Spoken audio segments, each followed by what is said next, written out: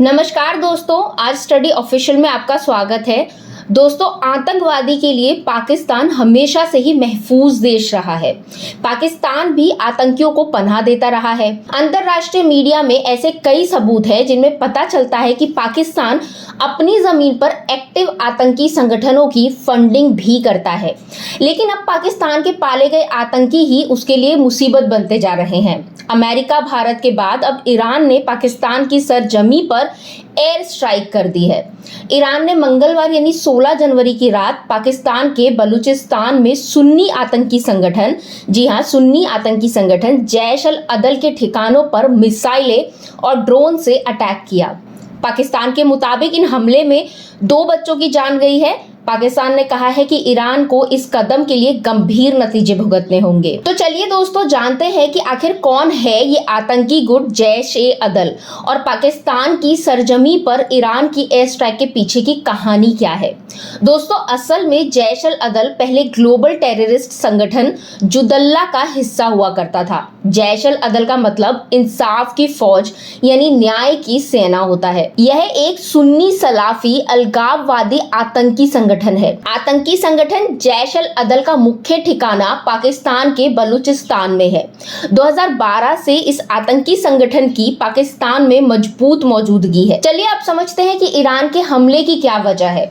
दरअसल दोस्तों, ईरान एक शिया बहुल देश है। पाकिस्तान में करीब 95% लोग सुन्नी हैं। लिहाजा पाकिस्तान के सुन्नी संगठन ईरान का विरोध करते रहे हैं। इसके अलावा बलूचिस्तान का आतंकी संगठन जैश अल अदल ईरान की सीमा में घुसकर कई बार वहां की सेना पर हमला करता रहा है। ईरान कई बार पाकिस्तान को आतंकी संगठनों पर लगाम लगाने की वार्निंग दे चुका है। ईरान सीमाई प्रांतों में पहले भी जैश अल अदल से उलझ चुका है, लेकिन मिसाइल और ड्रोन से पाकिस्तानी जमीन पर हमला ईरान की नई आक्रामक नीति है। ऐसा भी कहा जा रहा है दोस्तों कि पिछले महीने सिस्तान बलूचिस्तान में एक ईरानी पुलिस स्टेशन पर जैश ने एक हमला किया था, ये उसी का बदला है। दोस्तों, पाकिस्तान की सिस्तान प्रांत में 949 किलोमीटर लंबी सीमा है। यहाँ ईरान के अल्पसंख्यक सिया समुदाय रहते हैं। अब सवाल उठता है कि इस हमले की कहानी क्या है। तो दोस्तों, दरअसल 2015 में पाकिस्तान और ईरान के रिश्ते बेहद खराब हो गए थे। ईरान के 8 सैनिक पाकिस्तान से ईरानी क्षेत्र में घुसे सुन्नी आतंकवादियों के साथ संघर्ष में मारे गए। ये आतंकी भी जैश अल अदल के थे।